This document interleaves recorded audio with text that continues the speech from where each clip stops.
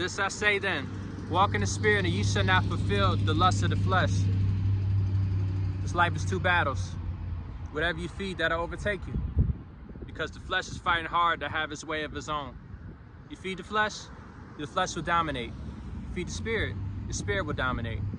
Which one are you gonna feed more? Which one do you want to accomplish? Romans, I do not understand what I do.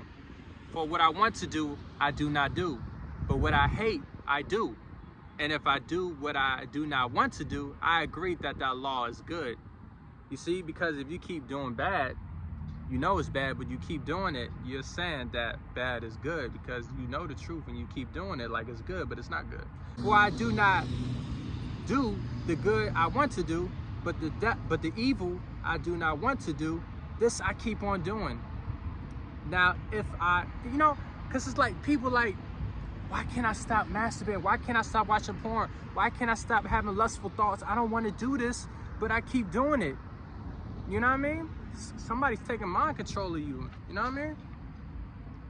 Well, like, why can't I stop doing this? And you think you want to do it in a moment. You think you're enjoying it in a moment, but you always feel guilty after you do it. It is no longer I who do it, but it is sin living in me that does it. The spirit of the enemy, the devil, and his minions living in you to carry out what they want to do. But you got to rebuke it in Jesus' name. As it says in the word, you don't want to stop. It says right here, I will set no wicked thing before mine eyes. I hate the work of them that turn aside. It shall not cleave to me. Bro, you married. Why are you looking at that girl on Instagram too long like that? Girl, you married, you in a relationship. Why you staring at that man just a little too long? You know what I mean? Like, why you double back to look at a man when you're in a relationship, when you're married? That's weird. Why are you watching porn?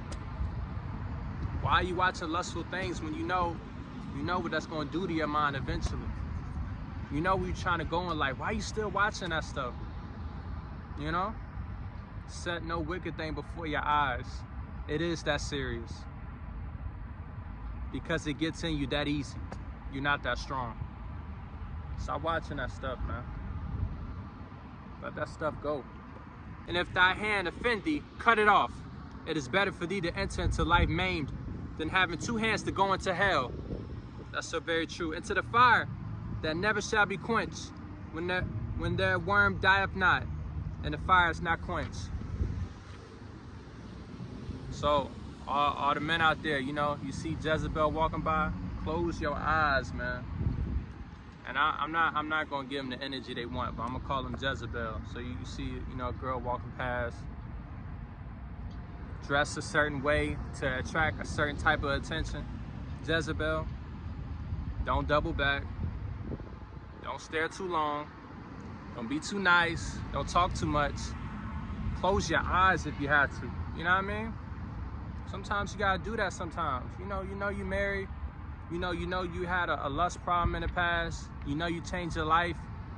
But it says in the word, man, let no wickedness fall before your eyes.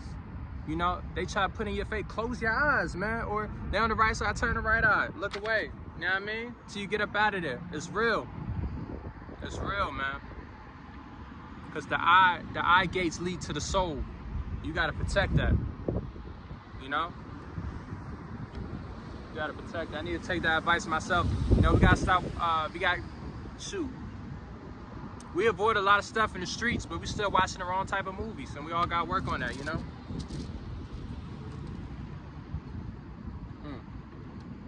Word up. Let me get to the next one. We demolish arguments and every pretension that set itself up against the knowledge of God, and we take captive every thought to make it obedient to Christ.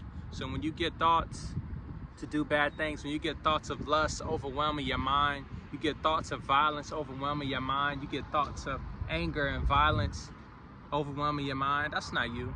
You think it's you because it's your mind, but it's not you. That's somebody planting that in your mind. And it says in 2 Corinthians 10 verses 5, take those thoughts captive and make it obedient to Jesus Christ. Because everything starts in the mind, then after that, it's action.